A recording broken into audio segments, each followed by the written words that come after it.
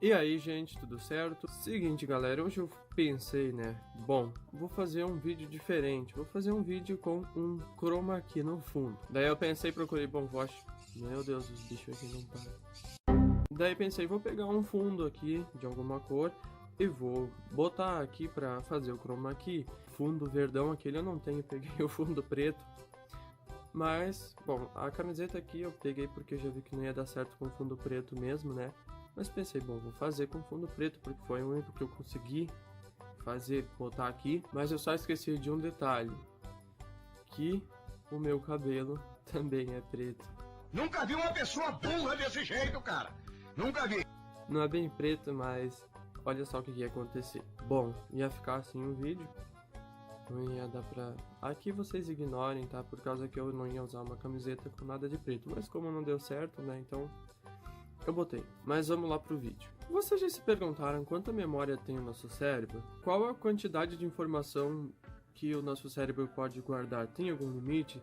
Tem alguns gigas, alguns terabytes? Como que funciona isso? Bom, é isso que eu vou tentar explicar para vocês hoje. Ao longo da evolução, o cérebro humano mudou de tamanho e aprimorou as suas funções, mas a capacidade de guardar e recordar momentos e emoções ainda é um enigma. Esse mistério da capacidade do nosso cérebro já vem de longe. No século IV a.C., meu Deus, tchê! Caralho, o maluco é brabo.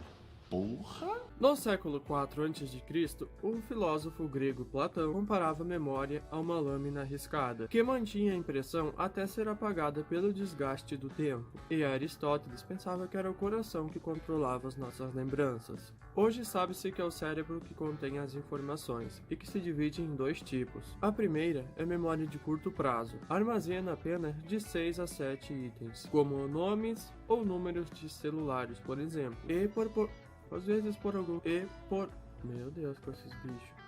E por pouquíssimo tempo, às vezes por alguns segundos somente. A segunda, de longo prazo, mantém assuntos de destaques ou dados que precisam ser lembrados sempre. Recordamos mais facilmente algo que esteja relacionado a um contexto, ou que tenha alguma importância emocional. Na memória de longo prazo, as lembranças que podem ser descritas por palavras, como o pedido do seu chefe ou o endereço da sua namorada ou namorado, ficam guardadas na memória explícita. Outra parte, a implícita, é responsável por tarefas automáticas, como ler, escrever ou passar a marcha de um carro, por exemplo.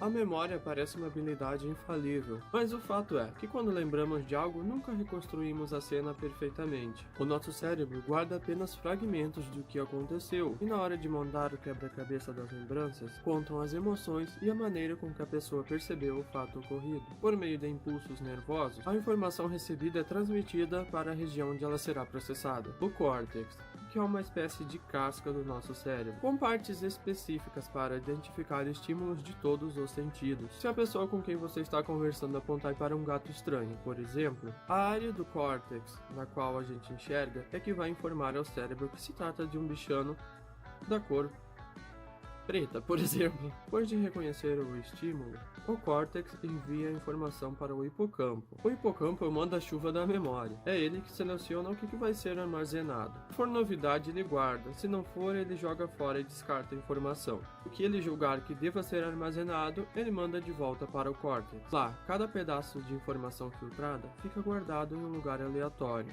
Por exemplo, se você acaba de jogar uma partida de basquete com seus amigos, o horário em que foi o jogo vai para um lugar. Pessoas com quem você estava no lugar vai para outro lugar do cérebro, e o local onde tudo ocorreu para uma terceira área. O nosso cérebro é muito complexo e realmente incrível. Eu poderia facilmente passar horas aqui somente falando da funcionalidade dele e da capacidade de guardar memória.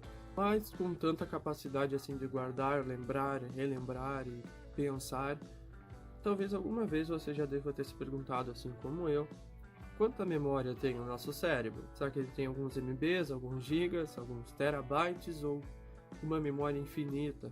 Bom, eu vou tentar então explicar um pouquinho isso para vocês. Nossa capacidade de memória tem como base a fisiologia do cérebro, que é composta aproximadamente por 100 bilhões de neurônios. No entanto, apenas 1 bilhão deles tem função na lembrança de algo antigo. Eles são chamados de células piramidais. Pessoal, vou pedir desculpa aqui porque a claridade ela vem e vai por causa que eu tô na janela aqui, eu tô usando a luz do sol mesmo, porque eu não tenho uma boa iluminação.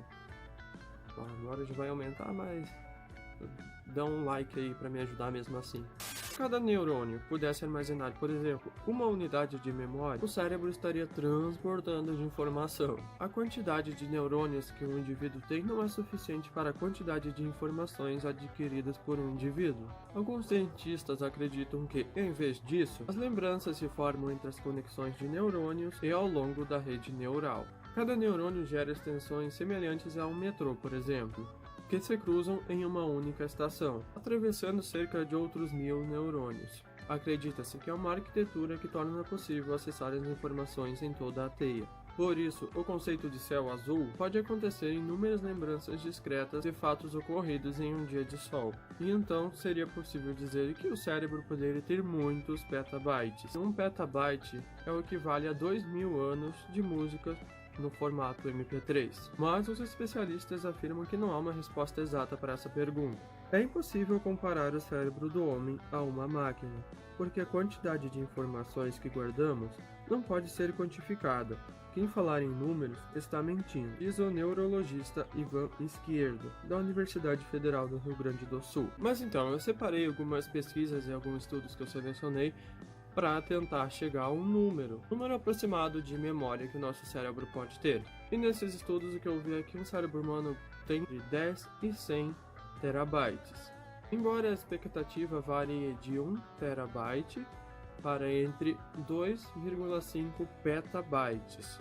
Bom, é uma diferença enorme, né? Nem tem como comparar.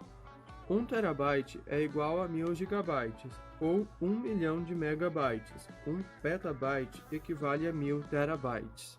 A conclusão que eu cheguei é que eu não posso afirmar para vocês uma quantidade certa e calculável de memória do nosso cérebro, mas com certeza é muita memória. Nós somos capazes de lembrar e armazenar muitas coisas e dados em nossos cérebros.